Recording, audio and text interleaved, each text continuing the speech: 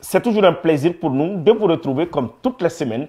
Bonsoir à tous et bienvenue dans ce 179e numéro de l'émission Défense citoyenne, un hebdomadaire qui vous donne toute l'information sur les forces de défense et de sécurité. Dans son édito de la semaine, Colonel Mariam Sagara nous parle du terrorisme, cette nébuleuse ou encore ce cancer qui détruit nos sociétés. Suivons.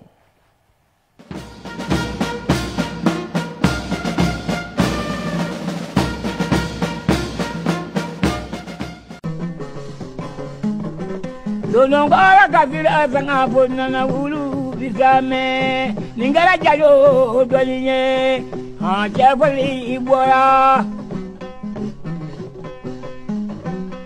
ila mama brazula jadindo maja nyamina araba kale odo maja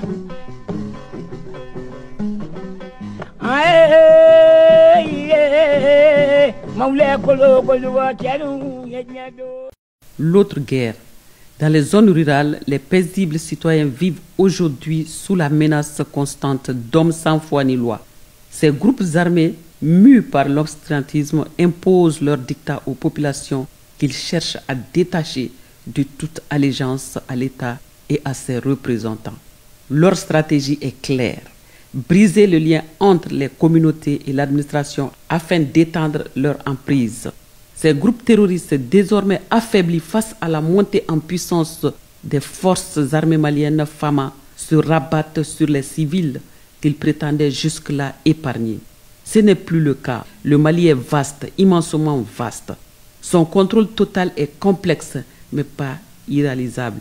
Les FAMA poursuivent leur mission avec courage, protégeant les populations et leurs biens, mais leur progression sur le terrain est parfois entravée par des intempéries et des conditions climatiques extrêmes, retardant des interventions pourtant vitales.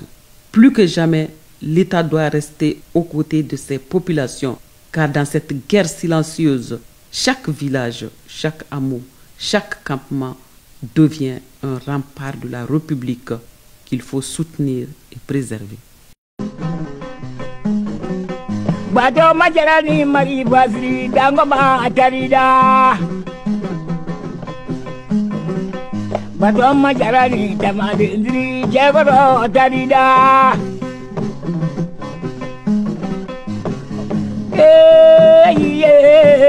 maule kolo koluga jadu menyoanye sajara sabahu la janamae.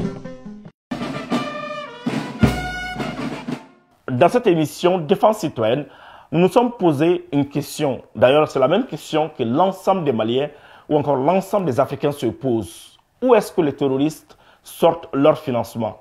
Élément de réponse dans ce commentaire.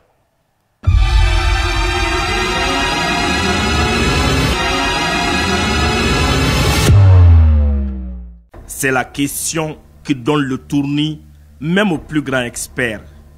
Les ramifications, les réseaux et la profondeur du financement du terrorisme sont d'une complexité troublante. La toile criminelle de ces entrepreneurs de la violence est subtilement tissée sur le terrain.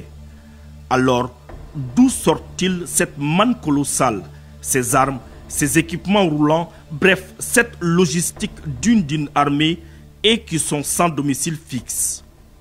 Pourtant, les terroristes les affichent ouvertement au vu et au su de la communauté internationale, celle qui, en principe, se bat contre le financement de la violence.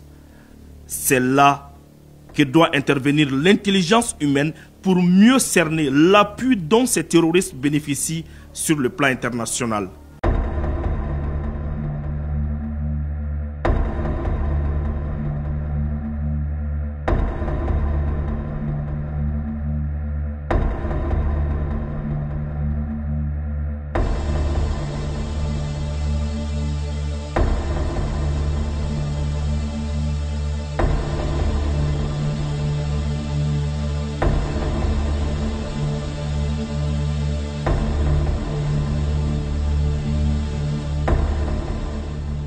parlant des sources de financement de groupes radicaux violents, beaucoup de sources, qu'elles soient internes ou externes, sont mobilisables. On se souvient, parmi des éléments de groupes soutien à l'islamo-musulman, y compris certains éléments de l'État islamique, dont les hommes de Sahraoui, ont récemment séjourné en Libye, certains en Ukraine. Au retour de ces deux voyages, on a constaté sur des théâtres sensibles une maîtrise fine des drones par ces groupes radicaux violents. Donc naturellement, l'hypothèse d'avoir des États qui seraient à l'origine de ce groupe est une hypothèse aujourd'hui du point de vue scientifique qui est plausible.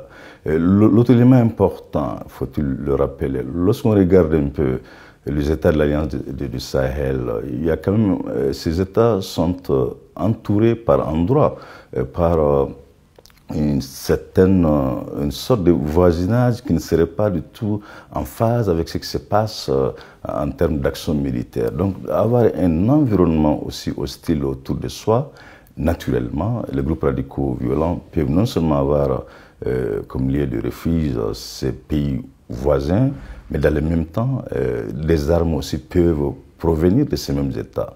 À cela, on peut aussi, sans aucune hésitation, ajouter toute cette recomposition en termes de géopolitique et même de la géostratégie à laquelle nous assistons. Rappelons quand même que les trois États aujourd'hui sont en bite avec un certain nombre de puissances occidentales, en l'occurrence. Lesquelles puissances n'hésiteront pas, sans aucune forme de conspiration, d'utiliser tous les moyens pourvu que ces derniers soient efficaces afin de porter un coup dur à la marche amorcée par ces trois États. Donc il y a ces facteurs qui sont importants à évoquer pour comprendre le pourquoi du financement de ces groupes radicaux violents. À l'interne, la prédation et l'extorsion de fonds aux paisibles populations sont devenues monnaie courante. Les activités sont organisées en un réseau puissant de collecte, de transport, de distribution et de transfert par les cadres des groupes armés terroristes. Par endroits, des zakats sont prélevés sur des animaux et même sur des revenus légitimes des populations. Et dans le même temps, des routes clandestines qui sont empruntées par des jeunes en vue de traverser les eaux méditerranéennes.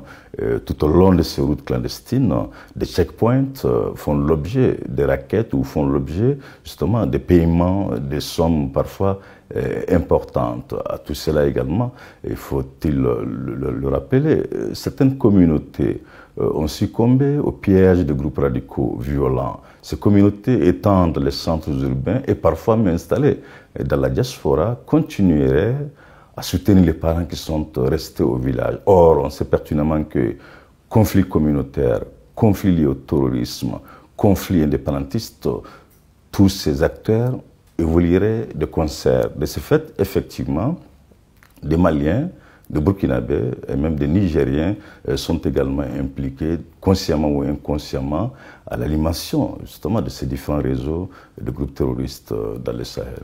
Aujourd'hui, l'agitation des groupes armés terroristes est due au fait qu'ils sont en train de perdre progressivement leur source de financement. Désœuvrés, les terroristes ne savent plus à quel sein se vouer.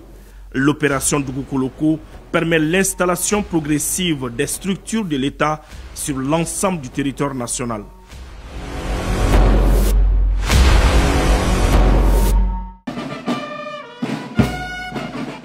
À présent, nous vous amenons au centre d'instruction Boubacar Sadassi de Koulikoro pour vous faire découvrir l'école d'état-major et de commandement de Koulikoro. C'est un reportage signé le sergent Sefiatou Sanogo. Au cité des Méguétans se situe l'école d'état-major et de commandement des forces armées maliennes. Véritable creuset du savoir et du savoir-faire, elle s'impose par sa rigueur et son engagement envers la patrie. L'école d'état-major et de commandement a pour mission de former les officiers aptes à servir en état-major et au commandement. Ensuite, organiser les stages et les cours spéciaux, également les séminaires. Et enfin, participer à l'organisation des procédures opérationnelles. Le certificat d'état-major aussi fait partie des missions de l'école d'état-major. En plus de former les officiers d'état-major, l'école d'état-major a pour vocation de former le certificat d'état-major. Actuellement, l'école conduit la 6e édition du certificat d'état-major. L'école d'état-major s'étend sur une durée de 9 mois. En revanche, le certificat d'état-major s'étend sur une durée de 3 mois. L'école d'état-major et de commandement forme des hommes capables de répondre efficacement aux défis sécuritaires contemporains. Pour cela, les modules indispensables à un officier d'état-major sont enseignés. Pour nous permettre de pouvoir atteindre les objectifs fixés par le commandement, l'école d'état-major est articulée en 6 modules. D'abord le module 0 qui est accueil et ouverture du stage, et ce qui nous permet de recevoir les stagiaires à l'école, de faire les visites d'arrivée et ensuite de pouvoir commencer les cours. Ensuite le module 1, le renforcement des capacités de commandement s'étend sur 6 semaines. Et le deuxième module est les techniques et méthodes de travail en état-major s'étend sur 8 semaines. Et le cœur de la formation ici à l'école d'état-major est basé sur le module 3 qui est basé sur les techniques et méthodes opérationnelles. Et c'est au cours de ça qu'on organise les exercices tactiques à l'école. Et le module 4 est basé sur les formations aux opérations de maintien de la paix, et c'est dans ce cadre-là que les stagiaires, avec la collaboration de l'école de maintien de la paix à l'UNBEI, font le PC bataillon. Et enfin, le module 5 s'articule autour des divers. Les divers, c'est surtout le voyage d'études qu'on organise au cours de l'année. Dans l'année, il y a 2 voyages d'études qui sont organisés, un à l'intérieur du pays et l'autre à l'extérieur du pays. Connue sur le plan national et international, cette école de référence forme aussi les officiers des pays étrangers, particulièrement ceux de la Confédération de l'Alliance des États du Sahel. On reçoit plusieurs nationalités. Par exemple, cette année, il y avait une dizaine de nationalités à l'école. Mais ce qu'il faut noter, c'est surtout les pays de l'AES qui, grâce à une forte volonté politique, l'effectif de ces pays, notamment le Niger et le Burkina, l'effectif a considérablement augmenté. L'école a une grande renommée, une grande réputation sur le plan international. Les stagiaires mesurent déjà l'ampleur du défi sécuritaire auquel notre pays est confronté. Pour la première fois, l'école a reçu les officiers de la protection civile et de la police nationale. La formation se passe très bien, toutes les conditions sont réunies et cette formation d'ailleurs vient à point nommé, elle est pertinente. Aujourd'hui, nous voyons la participation de la police nationale et de la protection civile pour apprendre dans le domaine de l'armée sur le plan tactique avec beaucoup de modules qu'on nous a enseignés et qui vont contribuer davantage à renforcer nos capacités. C'est une valeur ajoutée. Les officiers du certificat d'état-major voient de cette formation une étape cruciale dans leur carrière militaire. La formation se passe dans la clarté, la plus grande cohésion et la sensation du progrès. Et nous travaillons dans les meilleures conditions ici. Les modules qui nous sont enseignés sont des modules très importants, surtout nous futurs officiers d'état-major. Donc ça pourra nous aider dans nos tâches et missions futures. Le Mali, disposant d'une école d'état-major et de commandement digne du nom, n'a rien à envier aux stratèges des pays dits puissants. De sa création à maintenant, elle a formé 36 promotions en école d'état-major et 5 promotions en certificat d'état-major. Après l'école d'état-major et de commandement de Koulikoro, le sergent Safiatou Sanogo nous amène cette fois-ci à la découverte de l'école d'application et de perfectionnement des officiers. Suivons. Faire de l'armée malienne une armée forte et restructurée est une promesse réaffirmée par les autorités militaires. Cette décision s'appuie sur une restructuration profonde et en montée en compétences à tous les niveaux. L'école d'application et de perfectionnement des officiers est reconnue pour son expertise. L'école d'application et de perfectionnement des officiers comprend 2 cycles, à savoir le cours d'application des officiers et le cours de perfectionnement des officiers CFCI. L'école a pour mission de former des officiers capables d'assurer les rôles de chef de section et de futurs commandants d'unité. Nous avons deux phases, à savoir une phase de tronc commun qui dure en moyenne 280 heures et qui est dispensée au niveau de l'école. Et ensuite une phase de spécialisation de 480 heures qui est dispensée au niveau des directions état-major et services. L'école d'application et de préparation des officiers est ouverte à tous les officiers subalternes des pays amis du Mali, et particulièrement aux stagiaires issus des pays de l'Alliance des États du Sahel. Nous insistons sur la formation des officiers de contact, à savoir des lieutenants et des capitaines qui vont évoluer au niveau des unités élémentaires, à savoir les sections et les compagnies. Et cette formation, elle est tout autant physique que morale. Située au cœur de la ville stratégique, elle forme les futurs commandants d'unité et les chefs de section afin qu'ils puissent assurer pleinement leurs responsabilités opérationnelles et tactiques. Au terme de 4 mois de formation à Koulikoro en infanterie, force est de reconnaître que la qualité de la formation reçue est d'un niveau exceptionnel. Les matières qui nous ont également été enseignées, notamment la tactique, la topo, les tirs au combat, les transmissions, nous ont permis d'outiller nos capacités intellectuelles, physiques et opérationnelles en tant que futur commandant d'unité en opération et en organique. En somme, l'instruction reçue au cours de cette formation de cours de capitaine est vraiment valorisant pour nous en tant que commandant d'unité. La formation dispensée au sein de l'école d'application et de perfectionnement des officiers incarne la relève de demain avec les instructeurs chevronnés.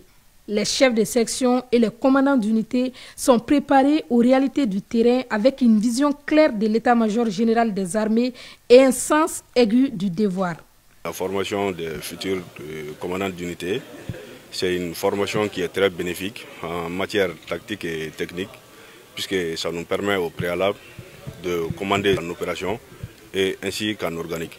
Cette formation a été très bénéfique pour nous parce qu'elle nous a permis d'acquérir et de renforcer nos capacités techniques en tant que futurs commandants d'unité. Au-delà des officiers maliens, l'école forme aussi les officiers des pays étrangers, notamment ceux du Burkina et du Niger. Pour une armée forte, il faut des hommes bien formés et l'armée malienne marche dans cette logique avec un engagement sans faille et une détermination inébranlable. Après Koulikoro, cap maintenant sur Kati pour découvrir la nouvelle place d'armes de l'école militaire d'administration. L'école militaire d'administration de Kati dispose désormais d'une place d'armes moderne destinée à accueillir les rassemblements et autres activités militaires.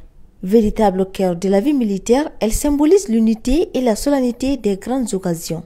L'EMA est très heureuse d'abriter cette nouvelle place d'armes qui sera l'une des plus grandes de la garnison. En effet, avec 72 mètres de longueur et 45 mètres de largeur, cette place d'armes couvre plus de 3000 mètres carrés. Donc c'est une grande satisfaction et une fierté pour notre école. Les cérémonies se passaient au même endroit. C'était un espace improvisé, parfois exigu et peu adapté.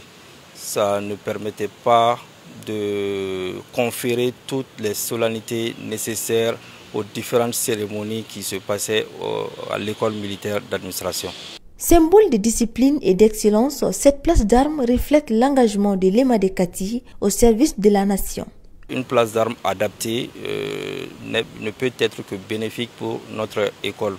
C'est le lieu de remercier vraiment le chef d'état-major général des armées qui vient de nous offrir cette place d'armes ultra moderne aux besoins de l'école militaire d'administration. Avec cette réalisation, l'école confirme sa mission, former des administrateurs militaires d'élite prêts à servir avec honneur et dévouement. L'une des solutions aujourd'hui pour lutter efficacement contre le terrorisme, c'est la participation des populations. Alors, qu'en pensent les Maliens? Élément de réponse dans ce micro-trottoir.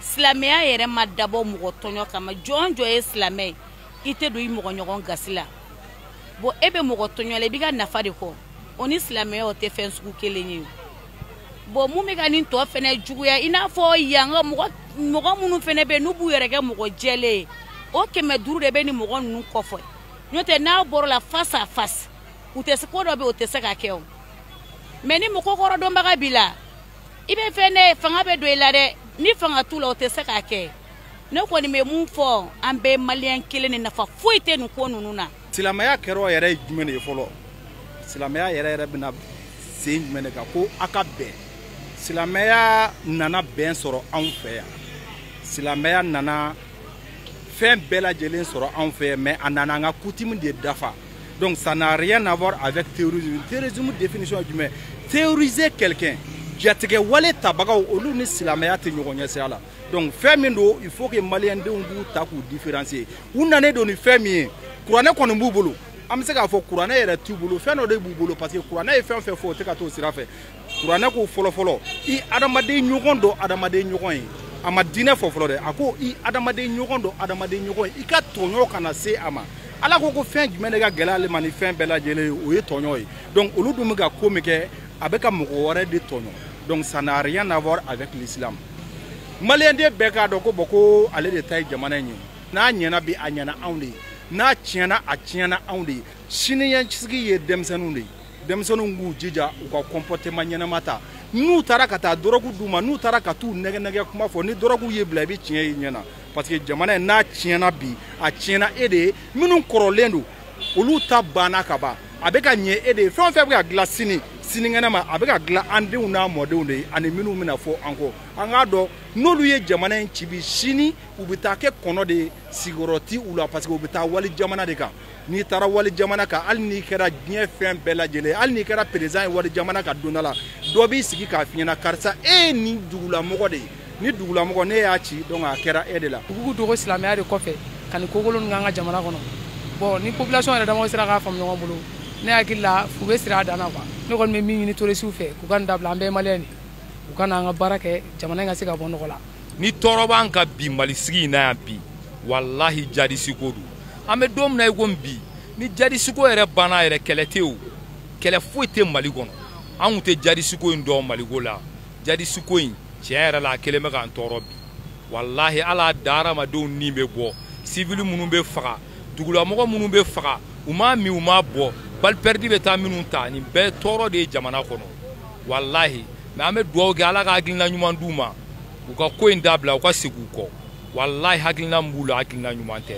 silamɛya birifini de b'u kunna nka ni silamɛw don kelen tɛ quoi parce que silamɛya ye fɛn fɛn fɔ ɲuman na olu b'o bɛɛ contraire la parce que u y'a yira a yiralen don silamɛya la k'i k'i faso de kanu ka tɛmɛ fɛn bɛɛ lajɛlen kan a ma fɔ i ka wuli ka taa kɛlɛ ɲini ka na i ka dugu la e nana sɔrɔ misiri bɛ yɔrɔ min na mɔgɔw bɛ seli la san 1000 ni kɔ ɔ tilegan tere fɛ est ce que e bɛna seli ko cogo de f'u ɲɛna u bɛna ala de ko f'u ɲɛna wa ɔ u tɛ se ka ala kɔni ko f'olu ɲɛna u b'o yɛrɛ sago kɛ de la an ka nin dugu in kɔnɔna na tan n'o tɛ olu de nana ka na tiɲɛni don an ka mali kɔnɔna na gɛlɛya fɛn fɛn b'an kan sisan nɔ olu de ka sababu don.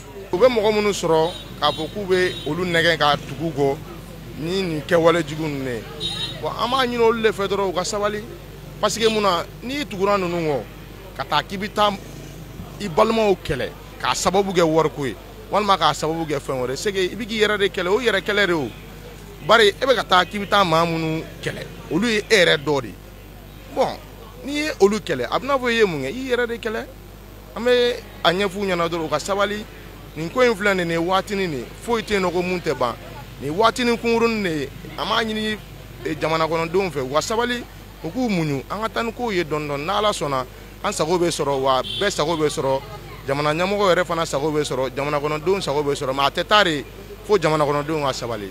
Il faut convaincre la personne sans force pour qu'il adhère à une cause. Ça peut être l'islam, ça peut être une association, ça peut être autre chose, mais il faut convaincre la personne. C'est quand le cœur et l'esprit acceptent que l'intéressé joue bien le rôle qui lui est confié.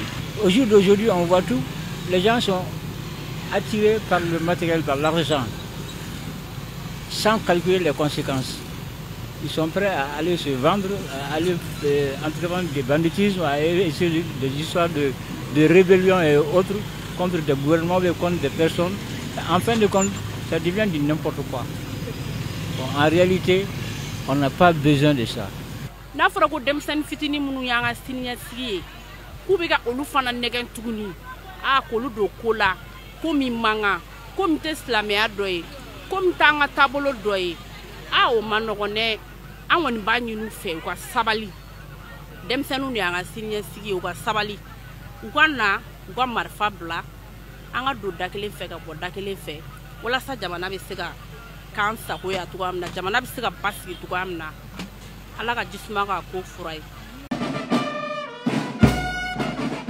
Nous vous proposons maintenant le bilan des différentes opérations menées sur le terrain.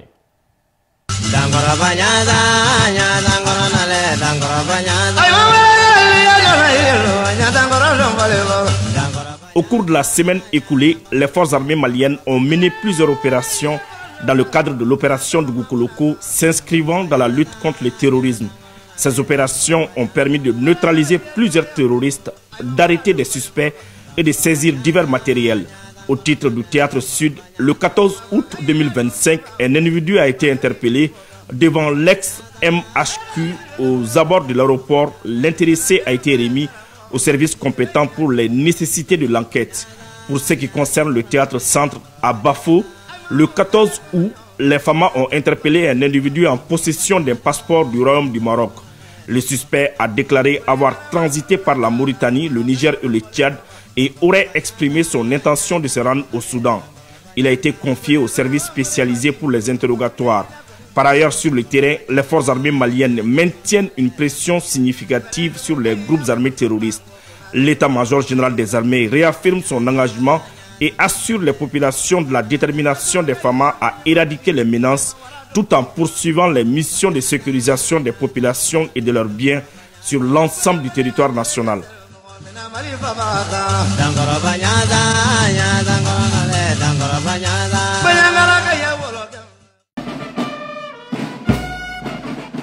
Dans cette émission Défense citoyenne, nous ne cesserons jamais de rendre hommage à ceux qui ont fait le sacrifice ultime pour la patrie. C'est une réalisation de colonel Mariam Sagara et de l'adjudant-chef Adama Traoré.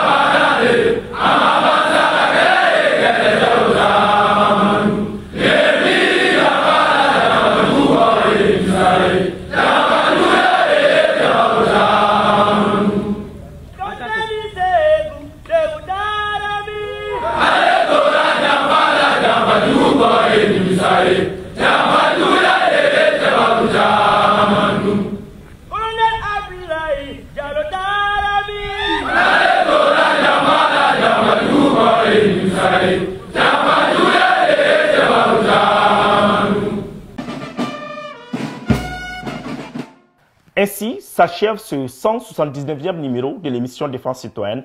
Merci de l'avoir suivi. Un grand merci à toute l'équipe de production. Nous vous donnons rendez-vous la semaine prochaine, Inch'Allah.